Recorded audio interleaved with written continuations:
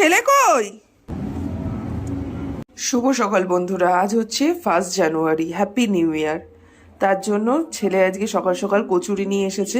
আমাদের এখানে সকালের খাবার বলতে কচুরি ছাড়া আর কিছুই পাওয়া যায় না, তাই এই যে কচুরি নিয়ে চলে এসেছে তাড়াতাড়ি। আমি ছেলের জন্য এখানে গুছিয়ে দিচ্ছি। ভাই স্নানে গেছে, ভাইয়েরটা পরে দেবো। তরকারি দিয়ে দেবো, এই সেম তরকারি।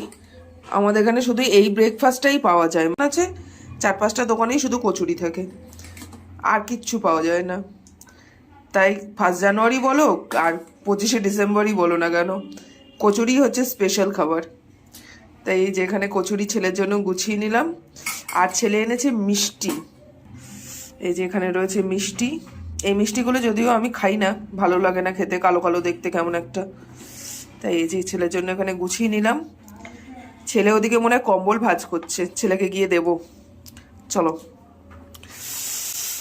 কি ঠান্ডা যে লাগছে। ও ছেলে কই? ছেলে গাছের কাছে চলে গেছে। ছেলে বাইরে কি করছিলিস তুই? বিড়াল তাড়াচ্ছিলাম। পড়ে না জানো, এগুলো তোর ফুল গাছ? হ্যাঁ, এটা কে?